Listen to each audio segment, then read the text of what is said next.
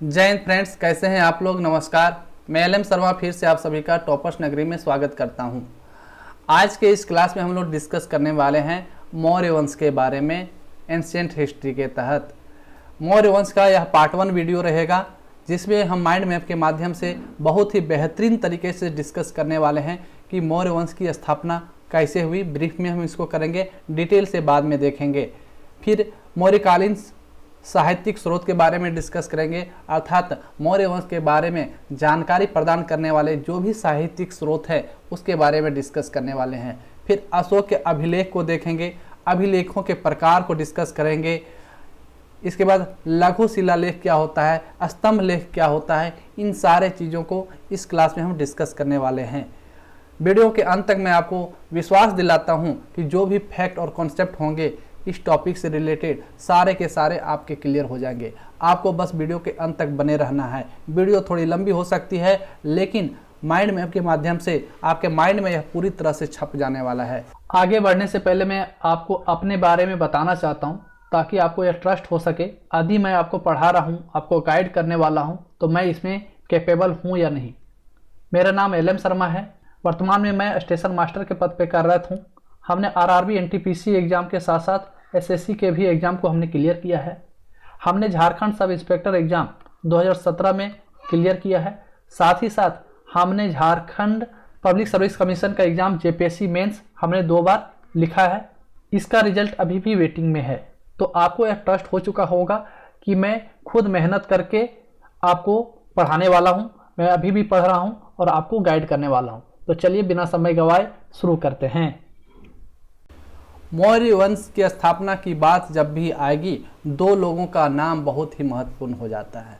पहला नाम है चंद्रगुप्त मौर्य और दूसरा नाम है चाणक्य। ये 2 लोग ही हैं जिन्होंने मौर्य वंश की स्थापना में अपना सबसे महत्वपूर्ण योगदान दिए हैं। चंद्रगुप्त मौर्य जहाँ पर शासक बनता है, वहीं पे चाणक्य जो है इस राज्य के प्रधानमंत्री बनते हैं। लेकिन मौर्य वंश की स्थापना की शुरुआत कब होती है? जब मगध राज्य में नंद वंश का शासन चल रहा था। चारों ओर अराजकता व्याप्त हो चुकी थी, लोग त्रस्त हो चुके थे।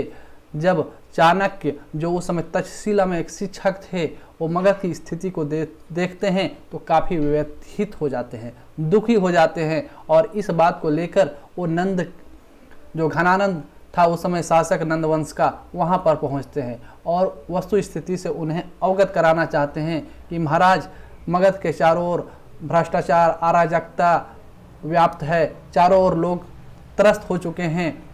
और इस बात से घनानंद नाखुश होता है और चाणक्य की बात सुनने के बजाय उसे अपमानित करके वहाँ से निकाल देता है। उसी समय चाणक्य यह कसम खाते हैं कि जब तक मैं नंद वंश का समूल नाश नहीं कर लेता हूँ, तब तक मैं अपनी शिखा को नहीं बांधूंगा।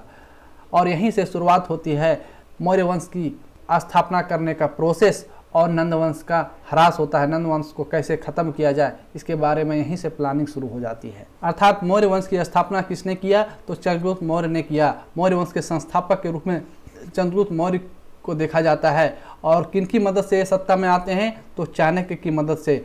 चाणक्य का ही अन्य नाम था विष्णुगुप्त और कौटिल्य। तो यहाँ से क्वेश्चन बनता है कि चाणक्य का अन्य नाम क्या है? विष्णुगुप्त या फिर कौटिल्य। या फिर क्वेश्चन इसी को घुमा के पूछा जाएगा कि विष्णुगुप्त का दूसरा नाम क्या है? तो चाणक्य या फिर कौटिल्य। तो आपको ध्यान में रखना है, चाणक्य कहें या विष्णुगुप्त कहें या कौटिल्य कहें, ये 3 अलग अलग नाम हैं एक ही व्यक्ति के। किनका? चाणक्य का। और घनानंद, जो उस समय नंद वंश का शासक था या नंद वंश का अंतिम शासक होता है, जिसे हराकर मगध में शासन स्थापित करते हैं कौन? चंद्रगुप्त मौर्य। और यहीं से मौर्य वंश की शुरुआत होती है। अर्थात चाणक्य की रणनीति और योजना ने मौर्य साम्राज्य की नींव रखी। चाणक्य एक महान शिक्षक थे तक्षशिला में, और काफ़ी कूटनीतिज्ञ थे, काफ़ी दूरदर्शी थे। और इन्हीं के बदौलत वो चंद्रगुप्त को एक बच्चे से एक शासक के रूप में तैयार करते हैं और मगध को हराकर, अर्थात घनानंद को हराकर, वहाँ पे मौर्य वंश की स्थापना करने में चंद्रगुप्त की मदद करते हैं। इसके बाद हम डिस्कस करेंगे मौर्यकालीन साहित्यिक स्रोत। मौर्यकालीन साहित्यिक स्रोत का अर्थ हुआ कि मौर्य वंश के बारे में जानकारी प्रदान करने वाले वो कौन कौन से साहित्य हैं जिसके बारे में हम मौर्य वंश के बारे में जानकारी प्राप्त करते हैं। तो ये साहित्यिक स्रोत में सबसे प्रथम स्थान पे आता है कौटिल्य का अर्थशास्त्र अर्थात चाणक्य का अर्थशास्त्र। दूसरा आता है मुद्रा राक्षस जिसे विशाख दत्त ने लिखा है। तीसरा आता है इंडिका जिसे मेगास्थनीज ने लिखा है। चौथा आता है जस्टिन जो कि एक यूनानी लेखक थे, उनके द्वारा लिखे गए जितनी भी जानकारी है। पांचवा है दीपवंश व महावंश जो कि सिंहली ग्रंथ से संबंध रखते हैं। और छठा है जूनागढ़ का अभिलेख। ये 6 साहित्यिक स्रोत हैं जहां से हमें मौर्य वंश के बारे में जानकारी प्राप्त होता है। तो यहाँ पे आपको क्या ध्यान में रखना है कि साहित्यिक स्रोत की जब भी बात आएगी मौर्य वंश से संबंधित, कि मौर्य वंश के बारे में जानकारी प्रदान करने वाले कौन कौन से साहित्यिक स्रोत हैं, तो कौन कौन से हैं? कौटिल्य का अर्थशास्त्र, मुद्रा राक्षस, इंडिका, जस्टिन जो कि यूनानी लेखक था उनके द्वारा लिखे गए जितने भी साक्ष्य हैं, और दीपवंश व महावंश जो कि सिंहली ग्रंथ से संबंध रखते हैं, और जूनागढ़ का अभिलेख। यहाँ से आपको मौर्य वंश के बारे में जानकारी प्राप्त होती है और इन्हीं जानकारियों के आधार पर हम मौर्य वंश के बारे में पढ़ने वाले हैं। तो हम बारी बारी से डिस्कस करेंगे। सबसे पहले हम कौटिल्य के अर्थशास्त्र को देखते हैं। कौटिल्य के अर्थशास्त्र को किसने लिखा था? तो चाणक्य ने लिखा था। इनके रचयिता कौन है? कौटिल्य कह लें या फिर चाणक्य कर लें। और ये राज व्यवस्था की विस्तृत जानकारी प्रदान करते हैं। यहाँ बहुत सारे लोग कन्फ्यूज होते हैं कि कौटिल्य का अर्थशास्त्र हमें किसके बारे में जानकारी प्रदान करता है, अर्थशास्त्र के बारे में या किस में? तो लोग अर्थशास्त्र को सही कर देते हैं, लेकिन ऐसा नहीं है। कौटिल्य का अर्थशास्त्र भले नाम अर्थशास्त्र हो, लेकिन यह जानकारी प्रदान करता है राज व्यवस्था के बारे में कि मौर्य साम्राज्य अर्थात मौर्य वंश की शासन व्यवस्था किस प्रकार से चलती थी, इनके कौन कौन से अंग थे, इसके बारे में हमें कौटिल्य का अर्थशास्त्र बताता है। इनमें टोटल 15 अधिकरण अर्थात 15 अध्याय हैं। कौटिल्य के अर्थशास्त्र को टोटल 15 अध्यायों में विभाजित किया गया है और इसमें से मुख्य 7 अंग हैं जिसे सप्तांग कहा गया है। ये राज्य के 7 अंग का वर्णन करते हैं। ये राज्य के 7 अंग कौन कौन से हैं? पहला है स्वामी अर्थात राजा को स्वामी कहा जाता था। दूसरा है अमात्य, मंत्री को अमात्य कहा जाता था। तीसरा है मित्र, चौथा है सेना, पांचवा है कोष, छठा है दुर्ग और सातवां है जनपद। ये 7 अंगों के बारे में कौटिल्य का अर्थशास्त्र हमें विस्तृत रूप से जानकारी प्रदान करता है। और इस ग्रंथ की तुलना जो है मैकियावेली के प्रिंस से होती है। और ये क्वेश्चन पूछा जाता है कि किस ग्रंथ की तुलना मैकियावेली के द प्रिंस से किया जाता है, तो कौटिल्य के अर्थशास्त्र की तुलना मैकियावेली के प्रिंस से किया जाता है। इसकी भाषा कैसी थी? तो ये संस्कृत में था और ये गद्य सूत्र शैली में लिखित है। ये जो है अर्थात इनकी जो लिखावट है वो संस्कृत भाषा में है और गद्य शैली में है। ये चीज़ आपको ध्यान में रखना है। नेक्स्ट है मुद्रा राक्षस। मुद्रा राक्षस जिसे विशाख दत्त ने लिखा है। और मुद्रा राक्षस हमें किसके बारे में बताते हैं? तो ये नंद वंश के पतन और मौर्य वंश के उत्थान की जानकारी प्रदान करते हैं। अर्थात नंद वंश की जो है पतन किस प्रकार से शुरू हुआ था और मौर्य वंश की उत्थान अर्थात राज्य की स्थापना करने के बाद धीरे धीरे वह किस प्रकार से एक अखंड भारत का निर्माण करते हैं, इसके बारे में हमें मुद्रा राक्षस में मिलता है। और यह एक राजनीतिक नाटक है। यह क्वेश्चन पूछा जाता है कि मुद्रा राक्षस क्या है, तो यह एक नाटक के रूप में लिखा गया है, राजनीतिक नाटक है। कौन? मुद्रा राक्षस, जिसे किसने लिखा है? विशाख दत्त ने। ये लेखक भी पूछा जाता है एग्जाम में। आप जब प्रीवियस ईयर क्वेश्चन बनाएंगे तो ये आपको बार बार क्वेश्चन में मिलेगा कि मुद्रा राक्षस किसने लिखा है, तो विशाख दत्त ने लिखा है। ये चीज़ आपको ध्यान में रखना है। नेक्स्ट है इंडिका। इंडिका किसने लिखी है? तो इंडिका को लिखा था मेगास्थनीज ने। यह कौन था? तो यह यूनानी राजदूत था। मेगास्थनीज जो है यूनानी राजदूत था चंद्रगुप्त मौर्य के कार्यकाल में। और यह मौर्य काल का प्रशासन, समाज और अर्थव्यवस्था का विस्तृत विवरण प्रदान करता है।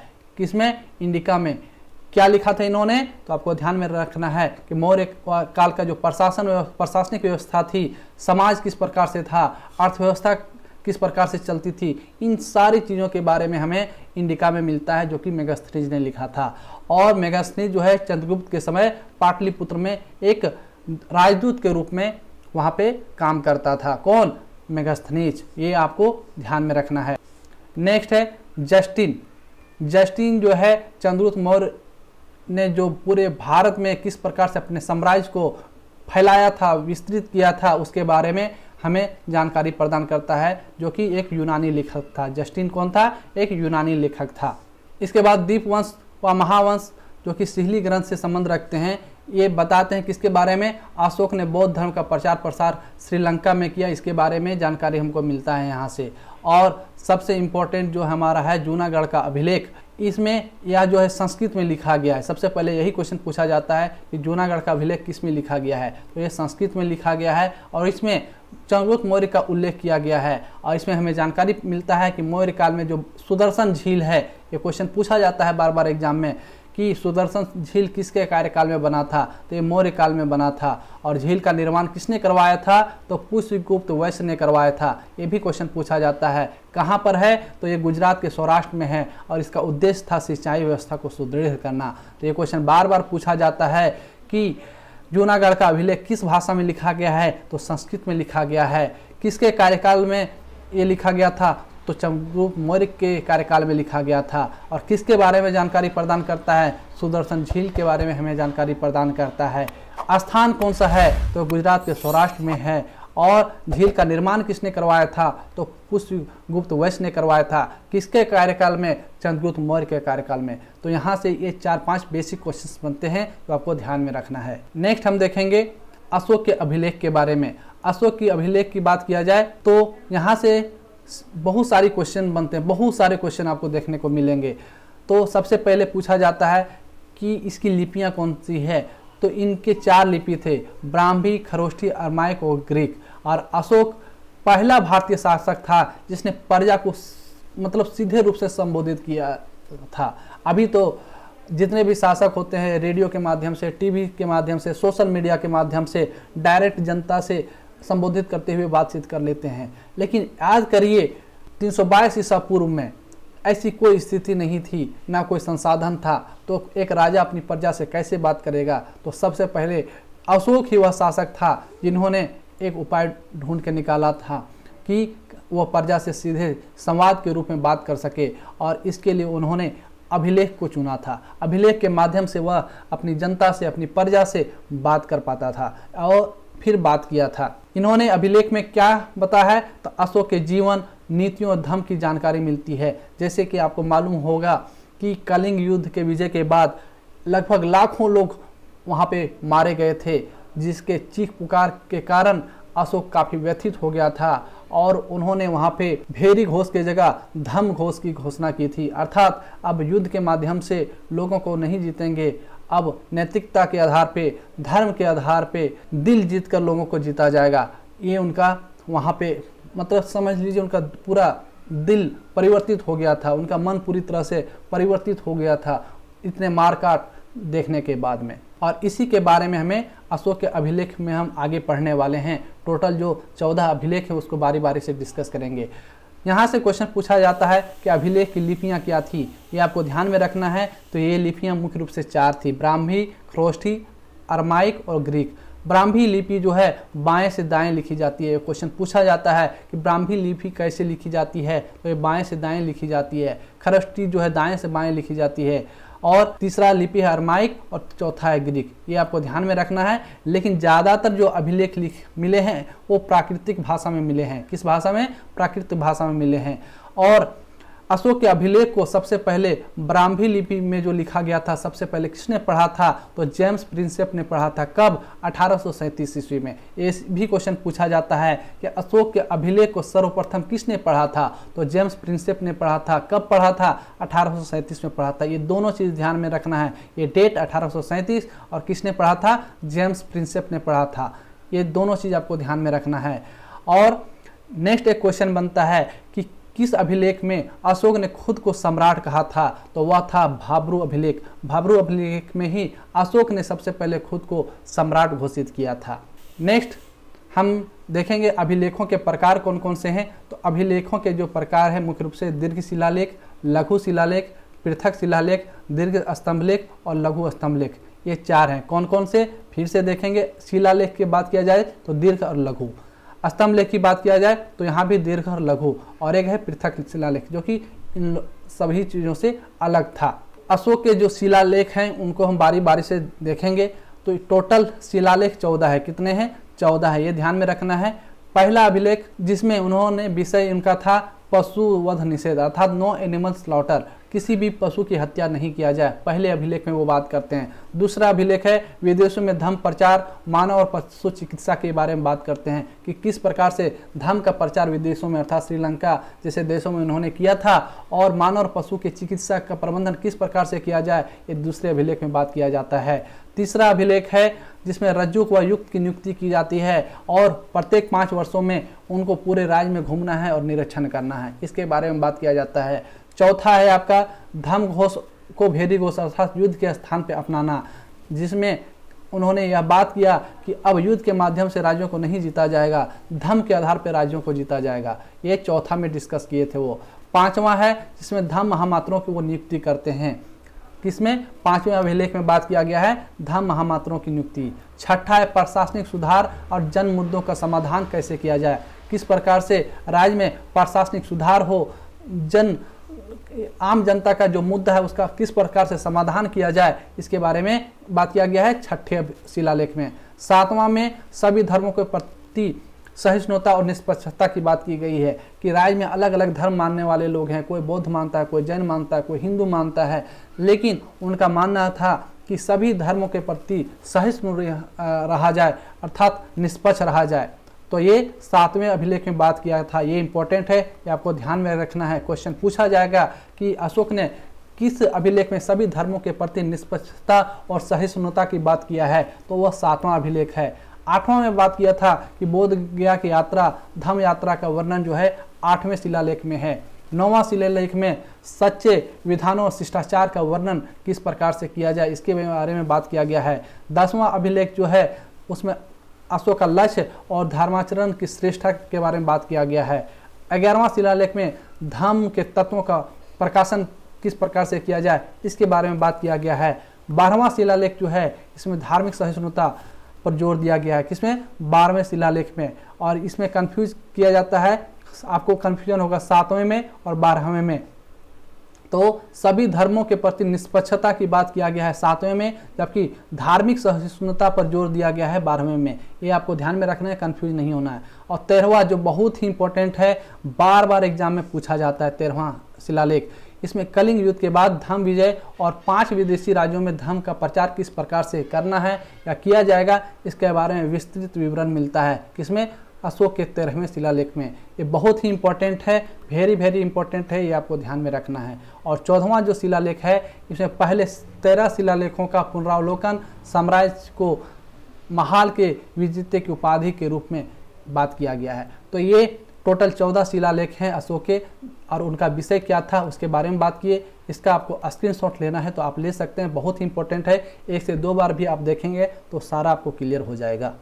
नेक्स्ट अब हम देखेंगे स्तंभ लेख। स्तंभ लेख जो है टोटल इसकी संख्या कितनी है, 7। ये क्वेश्चन पूछा जाता है कि स्तंभ लेख की टोटल संख्या कितनी है, तो 7 है, और टोटल 6 स्थानों पर ये मिला है। ये 6 स्थान कौन कौन से हैं, रामपुरवा है, दिल्ली का टोपरा है, मेरठ है, लोरिया नंदगढ़ है, और लोरिया अरेराज है, और कौशाम्बी जो कि प्रयागराज में है। आप यहाँ पे देख सकते हैं, ये लोरिया आपका नंदगढ़ यहाँ पे है, ये स्तंभ लेख है।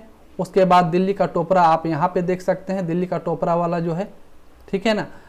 उसके बाद मेरठ यहाँ वाले क्षेत्र में है, लोरिया का अरेराज जो है ये वाला है, लोरिया का अरेराज का स्तंभ लेख यहाँ पे आपको मिलेगा, और कौशाम्बी जो कि प्रयागराज है वो आपको यहाँ पे मिलेगा।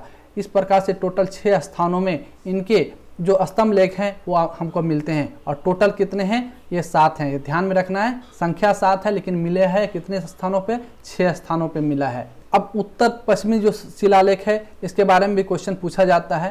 तो ये लमगान जो कि अफगानिस्तान में है, इसकी भाषा अरमाइक थी। पुल ये दारुन, ये इसकी भी भाषा अरमाइक है। तक्षशिला जो कि पाकिस्तान में इनका जो शिलालेख मिला है, इसकी भी भाषा अरमाइक है। कंधार जो कि अफगानिस्तान में है, इसकी जो भाषा है वो अरमाइक और यूनानी भाषा में है। और सारे कुना ये भी अरमाइक है। तो ये आपसे क्वेश्चन यदि पूछा जाए कि कौन कौन से अभिलेख अरमाइक भाषा या अरमाइक लिपि में लिखी गई है, तो आपको ध्यान में रखना है ये जो उत्तर पश्चिमी शिलालेख जितने हैं, लमगान का, पुल दारुन का, तक्षशिला का, कंधार का और सारे कुना का, ये सारे हमारे जो है अरमाइक लिपि में लिखे गए हैं, और ये क्वेश्चन बार बार एग्जाम में पूछा जाता है। नेक्स्ट है हमारा लघु शिलालेख। लघु शिला के लेख के बारे में भी पूछा जाता है। तो इसके स्थान कहाँ है उसको देखेंगे। तो मध्य प्रदेश जो कि गुर्जरा अभिलेख है मध्य प्रदेश में, फिर मिर्ज़ापुर में जो कि अहरोर स्थान पे है वह उत्तर प्रदेश में है।